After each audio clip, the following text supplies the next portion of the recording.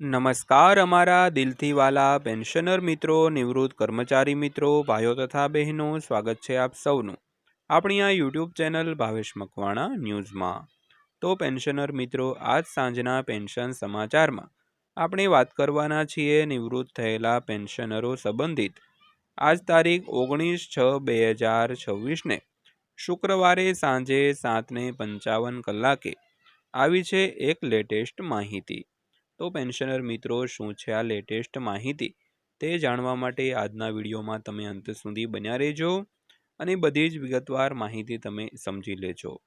તો સૌથી પહેલાં વાત કરીએ તો આપણી આ ચેનલ તમે સબસ્ક્રાઈબ કરી લેજો, વિડીયોને લાઈક કરી દેજો, કારણ કે તમારા માટે ખૂબ મહેનતથી અમે રોજે રોજ આવા જ નવા વિડીયો બનાવી શકીએ દોસ્તો।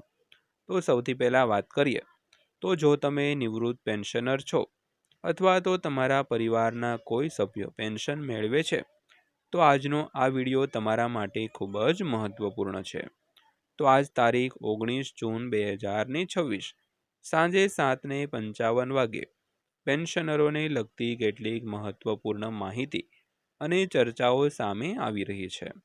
તો આ વિડીયોમાં આપણે જાણીશું કે જૂન મહિનાના પેન્શનને લઈને શું સ્થિતિ છે, મોંઘવારી રાહત એટલે કે ડીઆર અંગે શું ચર્ચા ચાલી રહી છે, તેમજ 8મા પગાર પંચને લઈને શું નવા સંકેતો છે અને પેન્શનરો માટે આગામી દિવસોમાં શું ધ્યાન રાખવા જેવું છે। પરંતુ એક મહત્વની વાત, આ વિડીયોમાં જ્યાં સુધી સરકાર દ્વારા સત્તાવાર જાહેરાત કરવામાં આવી હોય ત્યાં સુધીની જ માહિતી આપવામાં આવશે।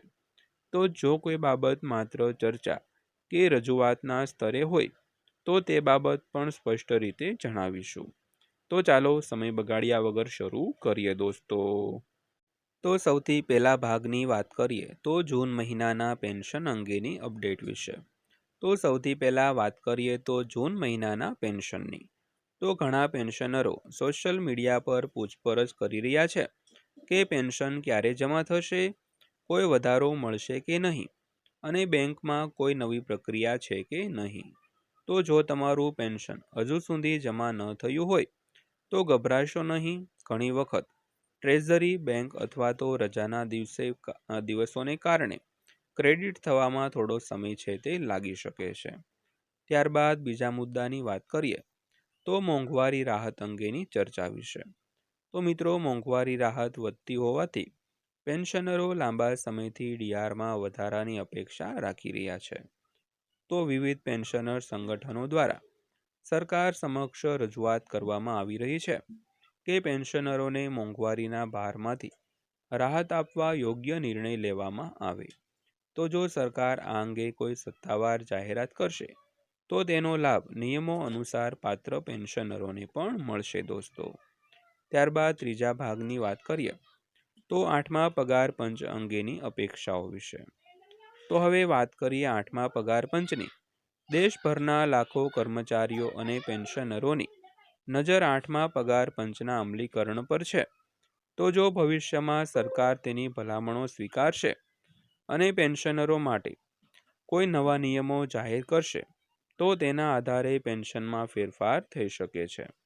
પરંતુ હાલમાં સત્તાવાર જાહેરાત વિના કોઈ પણ આંકડો અથવા તો તારીખને અંતિમ માનવી યોગ્ય નથી દોસ્તો। ત્યારબાદ જોઈએ તો સોશિયલ મીડિયાની અફવાઓથી સાવધાન। તો તાજેતરમાં ઘણા મેસેજ વાયરલ થઈ રહ્યા છે કે પેન્શનમાં મોટો વધારો થઈ ગયો છે અથવા બધા પેન્શનરોને એક સાથે બાકી રકમ મળશે। તો મિત્રો, આવી માહિતી પર વિશ્વાસ કરતા પહેલા સરકારના સત્તાવાર પરિપત્ર અથવા તો જાહેરનામાની રાહ જોવી ખૂબ જરૂરી છે।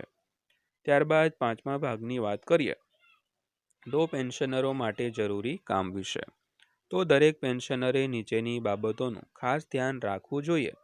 સૌથી પહેલાં બેંક ખાતું સક્રિય રાખો। ત્યારબાદ મોબાઈલ નંબર અને આધાર વિગતો અપડેટ રાખો। જો જીવન પ્રમાણપત્ર એટલે કે લાઈફ સર્ટિફિકેટ જમા કરાવવાનો સમય આવે તો સમયસર પ્રક્રિયા પૂર્ણ કરો।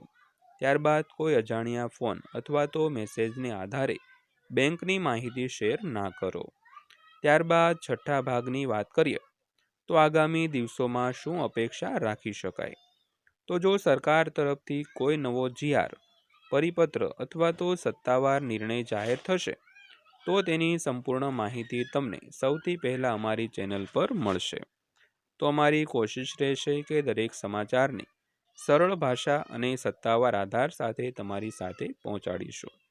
તો મિત્રો, આજની માહિતીનો સાર એટલો જ છે કે હાલમાં પેન્શનરોને લગતા અનેક મુદ્દાઓ પર ચર્ચા કરવી અને રજૂઆતો ચાલી રહી છે, પરંતુ કોઈ પણ નવા લાભ, વધારો અથવા તો અમલીકરણને લઈને સત્તાવાર જાહેરાત જ અંતિમ માનવી. તો જો તમને વિડીયો ઉપયોગી લાગ્યો હોય તો લાઈક કરો અને અન્ય પેન્શનર મિત્રો સુધી શેર કરો અને અમારી આ ચેનલને સબસ્ક્રાઇબ કરી બેલ આઇકન જરૂર દબાવો મિત્રો. તો ફરીવાર મળીશું એક નવા વિડીયો સાથે, નવી માહિતી સાથે. ત્યાં સુધી સૌને જય હિન્દ, વંદે માતરમ.